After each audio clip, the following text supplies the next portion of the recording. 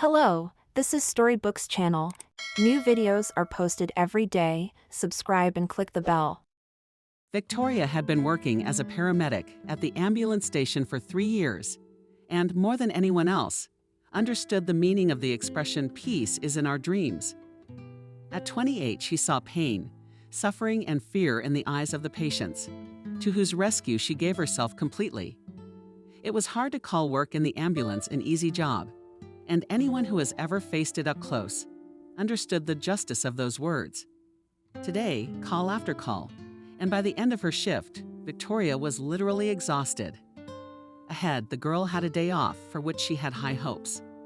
Victoria wanted to spend the day with her fiancé John, who promised her a cultural program in the form of going to the movies and dinner at a cafe. It wasn't God knows what, but for Victoria, it was the limit of her dreams. She was used to making do with little and did not seek luxury and wealth. She was not a rich man, but she could not call her parents poor either. Victoria was well aware that they were unlikely to welcome her with open arms and carry her in their arms. Money for money is an axiom, which, as you know, does not require any proof. On the other hand, well, which of the girls has not dreamed at least once that it is she who will smile and a prince on a white horse will call her his bride, and then his wife? It is always easier to be mistaken, and in that sense, Victoria did just that. With John, they met by chance. Victoria was walking home from work and hit a pothole with her heel and twisted her ankle. Her shin was instantly swollen and the damn heel was broken. Victoria felt the wounded area and realized it was a sprain. That was something she knew a lot about. If it were a fracture, Victoria wouldn't have taken a step. But here, she could stagger back to the house. The girl was aware that she looked most comical, but she had no other choice. Passers-by passed by indifferently, and not one of them even thought of stopping to help. That did not mean that all around were bad, and the struggle between good and evil ended in the victory of the latter. No, not at all. It was just that, at a certain point in time, Victoria found herself alone with her problem, and by and large, she was as much to blame for it as the people who passed by. Fortunately, not all of them were indifferent, and soon, an expensive car pulled up a few meters away from her. If it was a coincidence, it was a very pleasant one. A well-dressed young man got out of it and immediately offered Victoria his help. "Thank you very much. I'm embarrassed myself, to be honest. I'm used to working in an ambulance and I'm used to saving people. But now I need help myself," Victoria babbled embarrassedly. "Oh, come on, don't be silly. What's not to be expected in life? Have a seat. Let me help you," the driver answered eagerly. Judging by his spectacular appearance, you could tell that he was used to saving pretty girls on a regular basis, which in fact, he was doing right here and now. Naturally, Victoria did not know all this, and like any normal person in such a situation, accepted his offer. On the way to the girl's house, the young men got to talking and learned a lot about each other. So Victoria's savior's name was John. The boy's parents owned a chain of auto repair shops in the city, one of which he now ran personally. "Apparently it's going well," Victoria said with a smile, hinting at the high cost of the foreign car of an unexpected benefactor. "Yeah, well, it's enough for bread and butter, but I want more. My parents have achieved a lot. Oh, I'm satisfied with the crumbs from their table." John grudgingly stretched out. Victoria shrugged and looked out the window. Frankly, she did not understand the claims of a guy who, in her own opinion, had everything one could dream of. And John went on and on about himself, as if he had decided during this meeting to spill everything he knew about himself. Despite this, Victoria caught herself thinking that she was quite comfortable around the strong and ambitious guy. So what if he's rich? After all, as a human being, he is quite normal. And no one's asking me to marry him, the girl thought mentally. Meanwhile, John drove Victoria to her house and helped her out of the car. The girl lived in a small, old house in the suburbs. Since the town was relatively small, it wasn't too difficult to get to the center of Victoria. John led Victoria to the door and helped her inside. Realizing the awkwardness of the moment, Victoria turned around and thanked the guy for his help. John smiled and went to his car. At that moment, Victoria had no idea that in the very near future their chance encounter would develop further. "And who drove you, my daughter?" Anna asked cautiously. "I know him, Mom. I twisted my ankle and broke my heel, and he gave me a ride," Victoria answered, trying not to show her excitement. But that's what a mother is, so she knows practically everything about her daughters. And she liked this handsome man. As you might say, attracted, hiding a smile at the corners of her lips, the woman thought. Victoria never knew her father, and her mother preferred not to touch the subject at all. In such cases, everyone judges differently. Perhaps there was a mistake of youth, or maybe it was the circumstances. That is why Victoria did not disturb her mother's soul and took care of her already weak health.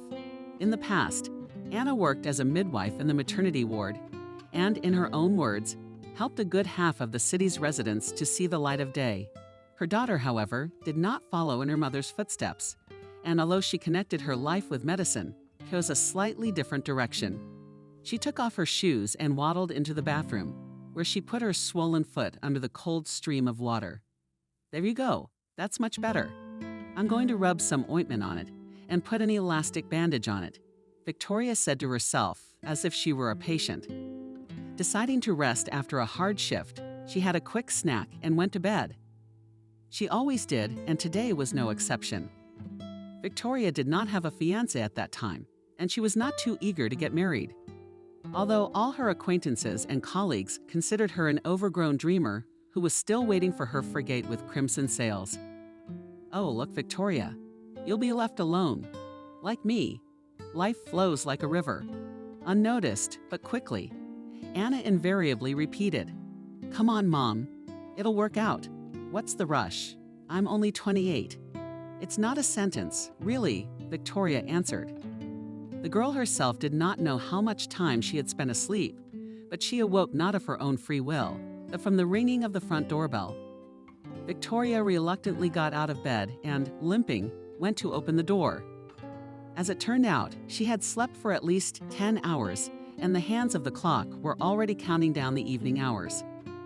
What was the girl's surprise when on the threshold she saw John with a bunch of snow-white roses in his hands. "What's that for me?" exclaimed Victoria in surprise. "Of course you, who else?" the guy replied with a smile.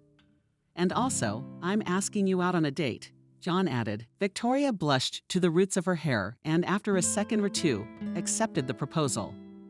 Never before in her life had she prepared so quickly, and at the same time so carefully. Understanding her daughter's worries, Anna helped her to choose an appropriate outfit and tidy herself up. Shoes had to be abandoned, and so the choice of the girl fell on jeans, ballet flats, and a blouse, which Victoria had long bought in the store, but never put on. John turned out to be a gallant cavalier and gave the girl a truly romantic evening. He did not rush into things and did not allow himself too much. That night, for the first time, Victoria felt what it means to be the center of attention. At first, it was simple interest, caused by a desire to learn something new. But then, in the near future, their meetings led to something more, worn in their hearts seized with passion. This fact could not help but turn the head of the naive and believing in romantic ideals girl. John joked and acted as if he had known Victoria for decades. Already parting, Victoria felt very sorry for him and gave him a tender kiss. Since then, it's been that way. Meetings and dates alternated with each other in a whirlwind of love and passion, giving Victoria hope that a dramatic change was about to occur in her life. The only thing that saddened Victoria was John's parents' attitude toward her. Charles and Betty disliked their daughter-in-law at first sight. Like anyone who considers himself a cultured man, they did not say this to Victoria's face, and they preferred to play their quiet, behind-the-scenes game. Victoria guessed that her appearance in John's parents' house was highly undesirable, and therefore she tried to avoid it by all means. Claims on any material goods she did not have, and on this account, the businessman could be calm. Deep down, Victoria dreamed of playing with John a modest wedding and live a quiet and measured life without offense and misunderstanding. Time passed, and John was still in no hurry to propose marriage. Each time she went on a date, Victoria waited for the most cherished words she had dreamed of all this time. So today, on her way home from work, Victoria caught herself thinking that she had been in a relationship with John for a year, and there had been no change for the better. No, outwardly, everything looked quite normal. But Victoria knew that it was all a delusion, a fiction. John's parents hated her with a fierce hatred, and the guy himself did nothing to influence their opinion in any way. Instead, he continued to pretend to be a romantic who did not understand the meaning of the words family and permanence. According to Victoria herself, John enjoyed spending time with her, but nothing more. What's wrong with that, Victoria? We're good together, and all these weddings are for people who want to lose the taste for life and become a flabby couch potato, John said. Well, if that's how you see it. Well, okay then, Victoria said, turning the conversation into a joke. The girl only had to cross the bridge over the river and turn onto her street when the phone in her pocket gurgled invitingly, notifying its owner of a new, incoming message. What's that over there? Was it a paycheck or something? Although, it's a little early, of course, Victoria thought to herself. When she saw John's name in the sender column, she was very surprised.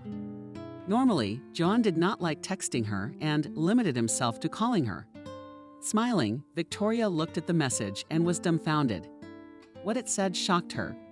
It seemed to Victoria that all this was just a dream, and it was enough to open her eyes, and he would disappear into oblivion, like the morning fog on a nice summer day. But no matter how much she looked at the text message, its meaning did not change. John's terse phrase stunned her so much that the letters in what was written jumbled by themselves like a bunch of fussy ants. I'm sorry about everything, but we're breaking up. I have someone else. We're getting married soon. Through the tears of rereading what she had written, Victoria berated herself for being the naive fool that the rich guy had wiped his feet on for so long. The story was as old as time, and in her heart, Victoria knew that she had been caught in the same trap that hundreds of thousands of jilted brides like herself had fallen for before her, at different times and eras. Suddenly, she didn't want to cross the bridge, and she didn't want to rush home either. Victoria walked to the railing and looked down. The blue waters of the majestic river rolled lazily from side to side, involuntarily attracting the weeping girl's gaze. Mesmerized by this beautiful picture, Victoria stood for several minutes. Thoughts in her head rushed and rushed somewhere in the distance, not lining up in a clear picture. From the outside, it might seem that the girl was going to jump down, but it was not so. First of all, she thought of her mother, who could not bear the loss of her only daughter. In fact, it was foolish and reckless to drown herself because of that John scoundrel. Although Victoria's heart was still aching, and bitter tears poured from her eyes. Surely each of us has experienced something like this at least once, and has felt like a burnt phoenix that has yet to be reborn from the ashes. Victoria stood for a while, trying to calm down and pull herself together. Suddenly, as she was about to leave, she heard a muffled shriek, followed by a soft splash. The girl shuddered and, out of the corner of her eye, saw a foreign car speeding away. Victoria began to peer into the rippling waves, trying to determine the source of the initial strange sound. And when someone's head appeared above the surface of the water, Victoria did not hesitate, took off her jacket and jumped into the river. Needless to say, from the outside her action looked, at least, reckless and extremely risky. But in fact, Victoria was well aware of what she was doing. Little did she know that during her high school years, she was a serious swimmer and felt quite confident in the water. Since it was early summer and the water had not yet warmed up enough after the rather cool spring, the girl's body was instantly pierced with needles of cold, which involuntarily disrupted her breathing and restrained her movements. Fortunately, Victoria was a very good swimmer, and so she managed to grab the collar of the drowning boy's jacket in time. For some reason Victoria could not understand, the stranger was very passive and did nothing to help his rescuer. The girl rowed as hard as she could, making sure that the drowning man's head was always above water. Victoria's efforts were not in vain, and soon he and the boy she had rescued made it safely to shore. Only now did Victoria understand the reason why the stranger had done nothing to save himself. His hands and feet were tied with ropes, and his face was covered with blood from bruises and abrasions. He was visibly drenched in water and on the verge of death. Wasting no time, Victoria moved the stranger to his side so that his lungs could be cleared of water as quickly as possible. It wasn't until the boy crouched in an agonizing spasm and coughed up a violent thoracic cough that Victoria could breathe a sigh of relief.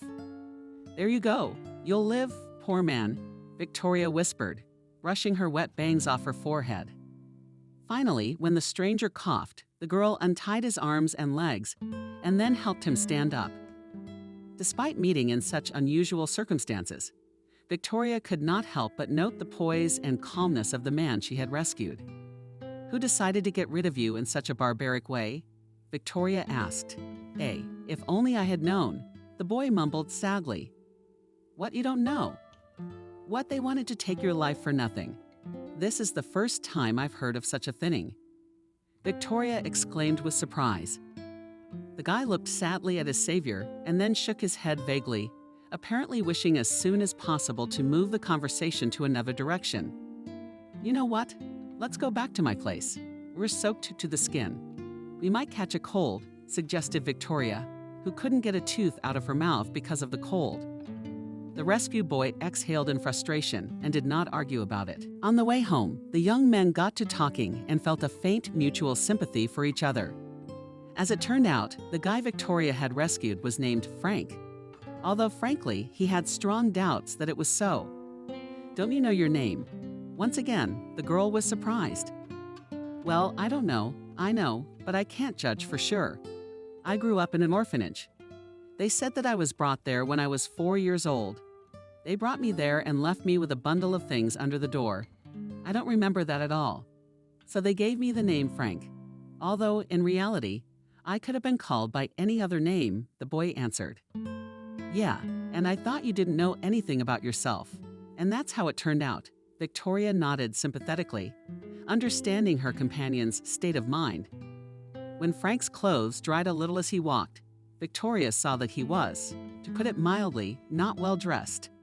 A frayed jacket, faded jeans, and badly worn sneakers that could fall apart at the most inopportune moment.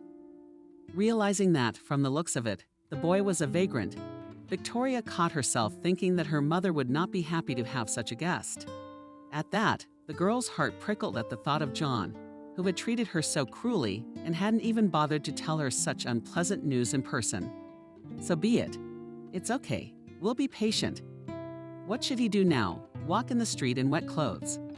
At the same time, she was very concerned about the reason why the guy had been thrown off the bridge.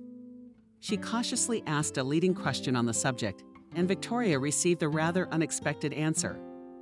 "Actually, it's more likely I suffered because of a boy. A homeless guy, just like me. We became friends with him. Vanya's a worldly boy, only 7 years old, but he thinks like a philosopher. But a street kid, like that. What's his name? That he lived in a barrel. But never mind, so I decided to adopt him. Or, get a guardianship. I'm not really good at all of that, of course. I don't live in basements, and I have my own room. And that boy, he's in an orphanage. It's bad for him there. He runs away a lot. He came to me, so I decided to help him. But the management of the orphanage wouldn't meet me halfway. And after that, they even kind of followed me. I was walking down the street. I felt someone's eyes on my back. I turn around and there's no one." Victoria raised an eyebrow in surprise. "So what is this? All because of the orphan boy? What's so special about him?" "Yes, if I had known. It's certainly true. The director of the orphanage does not want an orphan to adopt. But what is he to do now, as I am to wander the streets for the rest of my life?" Victoria shrugged her shoulders. She was not an orphan and did not know what it was like. "The last time I went to the orphanage, the director told me one interesting thing. Find yourself a wife, a normal job, and then we'll see you in action. Who in their right mind would give you a boy? You'll go on a binge, and the boy will suffer. And then, I was attacked in a dark corner by these scoundrels. I don't know, maybe it wasn't because of the boy. I ain't got no enemies, though. And what enemies? I ain't got no friends," Frank added. Victoria found it difficult to make sense of this incredibly convoluted story. It really looked fabulous and unnatural. And someone, an orphan from the street, Some tramp with an orphanage past decided to adopt a boy from an orphanage. And for this, some thugs decided to drown him in the river. Oh, nonsense. Pure nonsense. Unfortunately, Victoria did not have time to finish her conclusions because the outline of her house appeared ahead. Having filled her chest with air for the upcoming conversation with her mother, Victoria looked at her companion with an appraising glance and opened the door. No sooner had Frank entered after her than Anna appeared in the hallway. "Oh, Victoria, why didn't you tell me we were having guests tonight? In fact, I thought you were inviting John." Victoria lowered her eyes embarrassedly, then said, "I'm sorry, Mom, but John won't come to us anymore. Ever. In fact, he and I broke up." Standing next to him, Frank suddenly felt uncomfortable. He knew practically nothing about Victoria's life, and then suddenly such sad facts came up. "Mom, this is Frank. I helped him in a very difficult situation," said Victoria, taking off her jacket. "No, of course, I understand everything. But why are you wet? Did the situation require immersion in water?" asked Anna in surprise. Frank was even more embarrassed and was ready to go outside. But at that moment, Victoria managed to turn the conversation in a more favorable direction and distract his mother from her scrutiny of the guest. There was no change of men's clothes in the house, but the boy was not upset and sat down by the fireplace and promised to dry himself off. "Well, no, in the pantry, I think. There are things of my late father. They are far from modern fashion, but still better than your wet rags," the woman said with a sulkily pursed lip. Frank was even more embarrassed, but refrained from commenting and went to the bathroom to put on the pants and shirt he had been offered. At this time, Anna measured her daughter with a hard look and said, "Why did you bring that tramp into the house? You've got John to put up with. He's from a good family and would never do anything like that. He's a gentleman after all." This, as you say, gentleman, Mom was dating me, and at the same time he was getting ready to marry someone else. John's parents can't stand me, and I have to put up with their spoiled son. We didn't quarrel at all. He just left me and is going to marry some rich bitch," Victoria answered sharper than she should have. Only now did Anna realize that she had struck a painful chord in her daughter's soul. Fortunately, at that moment Frank came out of the bathtub, and with his appearance he diffused the situation a little. With a sad sigh, Anna went to set the table, and Victoria breathed a sigh of relief. The most difficult stage was over. Now, she just had to put out of her mind the thoughts of John, who had trampled on her tormented soul and heart from the bottom of her heart. The incident with Frank unwittingly distracted Victoria from the unbearable mental anguish and suffering, which would have surely come if she had been alone. Otherwise, who would believe a paramedic who could not help herself, but would take it upon herself to save others? At lunch, Frank behaved modestly and ate only a small plate of soup. It was obvious that the boy was shy and didn't want to seem like a burden to the residents of the house. But in spite of that, Frank immediately told them that he spent his childhood in an orphanage, and now he earns his living by doing odd jobs on the street. "And why do you have a place to live? The state gives apartments to orphans, right?" "Yes, I ran away from there when I was 16. So it turned out that I have nowhere to live," Frank answered, not hiding his guilt. Victoria, as an intelligent and far-sighted girl, immediately tried to soften the sharp edges of the conversation. She did not want to judge Frank for having chosen the slippery and thorny path of a street vagrant. Instead, she showed him sincere sympathy and participation. After eating, Frank thanked his hosts for their hospitality and was about to leave, when Anna gently touched his arm and said, "Don't be in a hurry, son. Stay and rest. What's the big deal? Don't hold a grudge. I think you're a good guy and you won't take the last thing out of the house." Victoria stared at her mother in amazement and could not believe her eyes. The last thing she expected right now was to hear her mother say something like that. "Thank you. For the help, the food, for everything," Frank said in a shaky voice. After lunch, Victoria suggested that the boy go out into the yard and get some fresh air.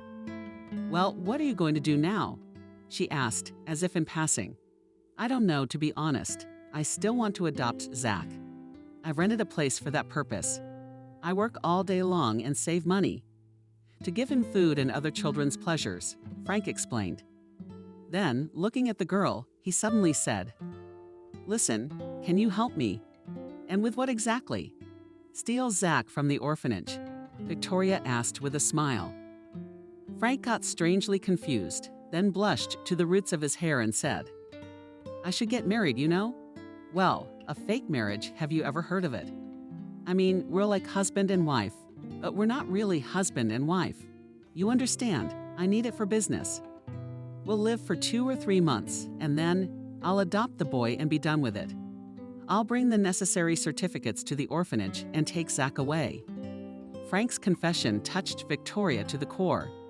For the first time in her life, she had seen such devotion from a man who was not thinking about himself, but about a boy from the orphanage. Frank himself couldn't explain what attracted him to the 7-year-old boy. Maybe he saw himself in him, or maybe he just stuck to him. Whatever it was, Frank intended to fight for Zach to the end.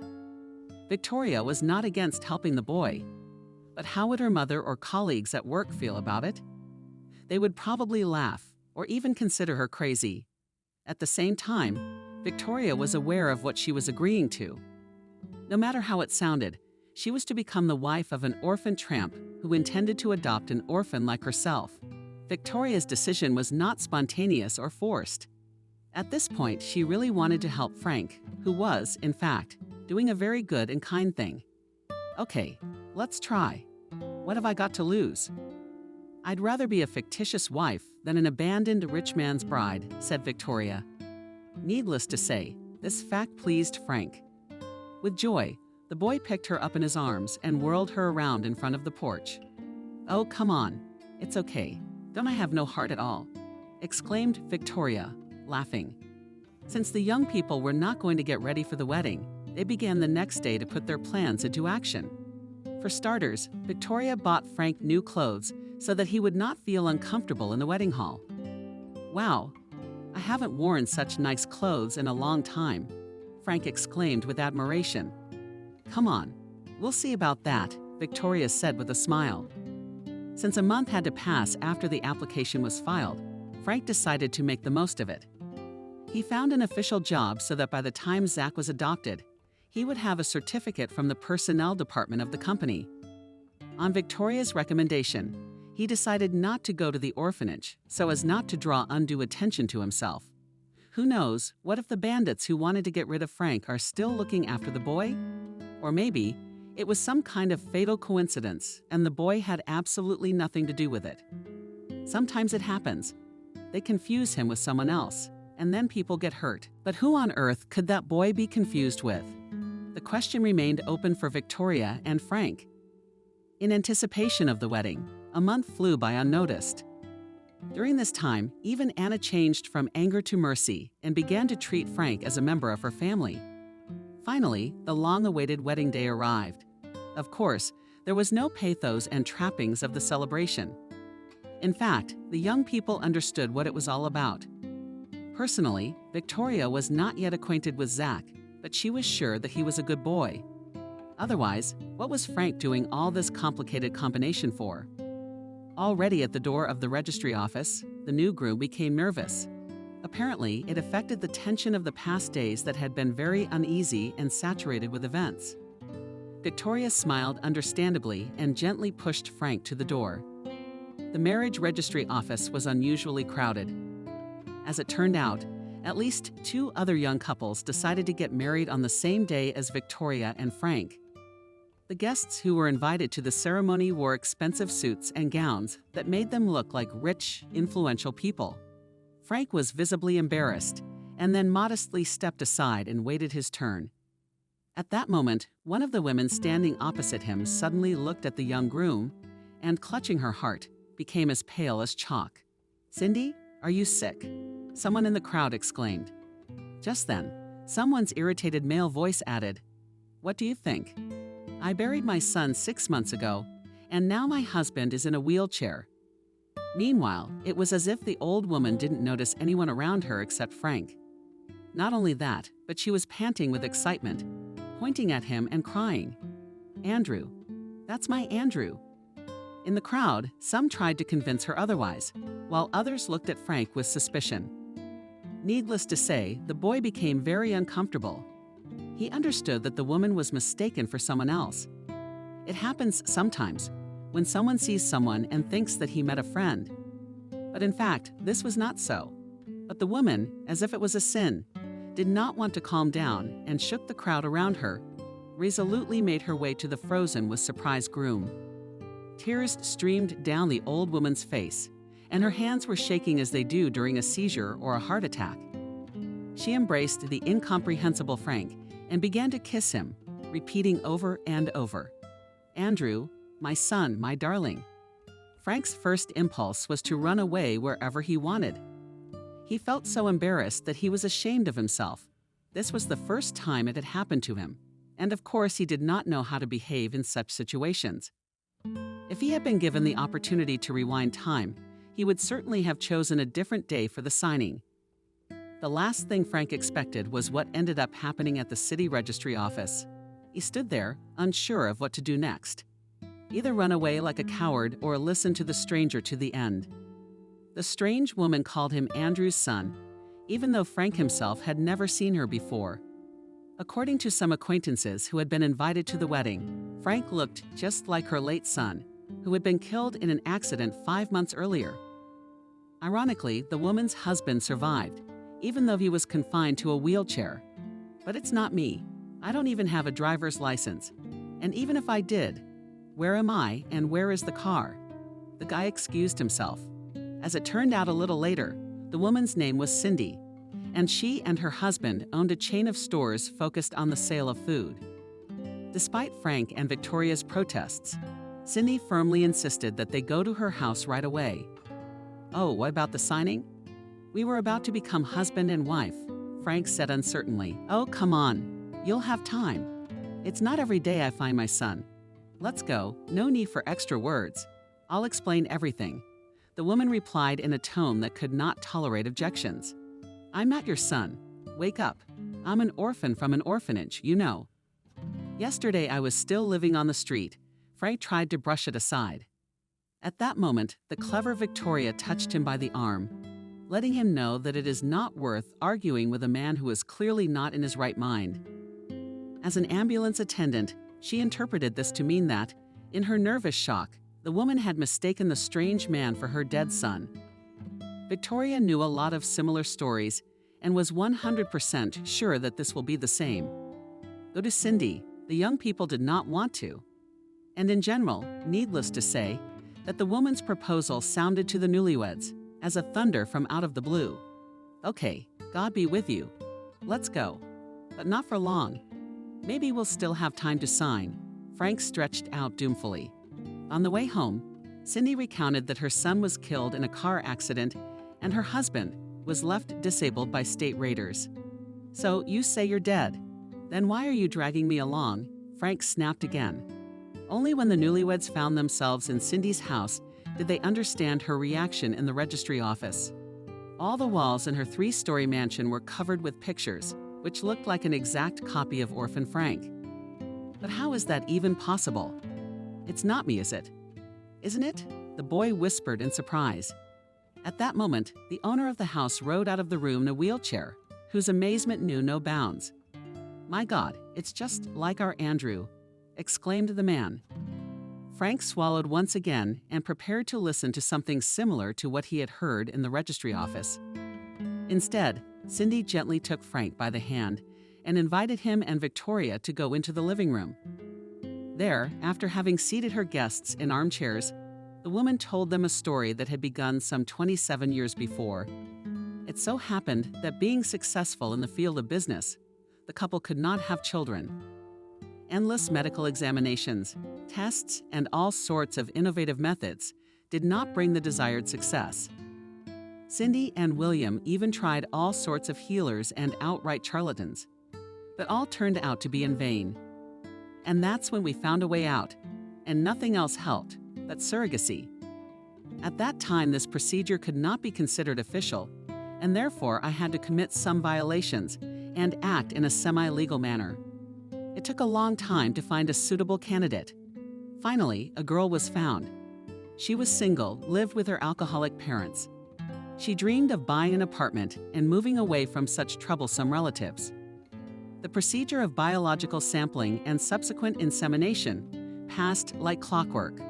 A little later, it became known that Cindy and William were having twins. After this news, life seemed rosy and carefree to the parents-to-be. For joy, William even paid the woman a double fee for the fact that he would now have 2 sons at once.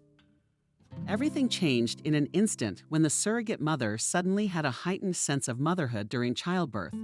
According to the midwife who delivered the babies, on the 2nd day she took one of the boys and ran away from the maternity ward. At the time, the couple tried to find the fugitive and talk some sense into her, but it was impossible, especially given the large sum of money she had in her hands. You see, for 27 years we've lived with the knowledge that somewhere there could be our 2nd son. And recently we lost our 1st son, Andrew. It's all our business to blame. We said, give it to good for nothing. But we did not, refused. With tears in his eyes, whispered Cindy. Frank's mind was suddenly confused. Apparently, there had been an oversight in the maternity ward that allowed the surrogate to escape with the baby. This, in turn, caused the siblings to be separated for years to come. That Frank was their son, the couple had no doubt. This was clear even without a DNA test, which in the case of such a resemblance was absolutely unnecessary. All the while, Victoria sat quietly by her side and didn't know what to think about it. What at first seemed to her to be a ridiculous mistake now took on a very different, special meaning. Frank, too, looking at his parents, could not believe his eyes and thought about how yesterday he had been a vagrant from the street. You know, we found traces of the surrogate mother 3 years ago, but it couldn't help us find our son. She drank herself to death of cirrhosis in a homeless shelter. According to the papers, she had no son and died alone, Cindy added. At that very moment, a very interesting thought popped into Frank's head. It seemed so interesting that he couldn't keep it inside his head. So that's why those bandit raiders attacked me back then. They mistook me for Andrew and thought I had somehow survived the accident. Apparently, when they saw me on the street, they decided to clean up and drown me in the river. They're very dangerous people, son. I wanted to sell the business and do something easier, but Andrew was reluctant. He decided to fight back, so they trucked us off the highway. Not by themselves, of course, but by their men. I don't even feel sorry for that business. I can't bring my son back, answered William. Well, why can't you? Now we have Frank, my son, and my daughter-in-law, Victoria, Cindy whispered fondly. Victoria and Frank looked at each other and laughed without talking. A month ago, they did not even think about marriage and only wanted to take little Zach from the orphanage. And now they are called a married couple, despite the protests of Victoria and Frank. William firmly insisted that the unsuccessful newlyweds stay overnight at their house. Okay, I'll just call my mom or she'll be worried, said Victoria, embarrassed. Frank still didn't know exactly how and by whose fault he ended up in an orphanage and was deprived of a happy childhood. Most likely, his birth mother simply got tired of being his mother and took him to an orphanage. Because of the stress and shock of his mother's betrayal, Frank's memories of his early childhood were erased. By and large, the guy didn't want to dig into the past and look for someone to blame. Deep down in his soul, he forgave everyone. His negligent mother, the administration of the orphanage, and even the gangsters who took him for his dead brother Andrew. Now he wanted only one thing, to take Zach away from the orphanage. Fortunately, this problem was solved with the help of his parents, who pressed the management of the orphanage and contributed to the early adoption of Zach. It is true that money works wonders. And in Frank's own opinion, it was possible, not without the intervention of higher forces. After all, just yesterday, he had no chance to give the boy a full life, and now he could become a loving and devoted father to him. Needless to say, Zach was delighted when he saw Frank with Victoria, whom he introduced to the boy as his mother. Now that there were no barriers to adoption, the unmarried couple took the boy and began to think about their own wedding. In doing so, Cindy and William looked forward to only one thing: when their son would announce such a big event in his life. Fortunately, the patience of the elderly parents was rewarded, and 3 months after meeting Victoria, Frank told them the good news. The wedding was played in a big way that surprised many of the town's residents. Hugging his bride around the waist, Frank publicly swore that he would never betray her and be a faithful and loving husband. Watching the happy faces of the newlyweds, Anna, Cindy, and William are confident that their son will keep his word and live a decent life together with his beloved wife. But this is not the end of the story, folks. It continued in a way that everyone expected, and it all began with one warm April day. Victoria felt sick and light-headed. At first, the girl put it all down to the consequences of stress and fatigue she had experienced earlier. But when the unpleasant symptoms recurred, Victoria decided to see a doctor. The girl was so afraid of being sick that she did not even realize that she was 5 weeks pregnant. After learning about this, Victoria could not restrain her feelings and cried right in the office of the gynecologist. Only once she was at home, she finally came to her senses and told her husband about everything. "It's a real miracle," Frank exclaimed, and taking his wife in his arms, he whirled her around the room. 8 months flew by unnoticed, as if as a reward for the turmoil they had endured. Fate gave Victoria and Frank a long-awaited daughter, Kelly. Looking at the growing baby girl, the couple is happy that their little boy Zach now has a little sister. Zach welcomed Kelly with joy.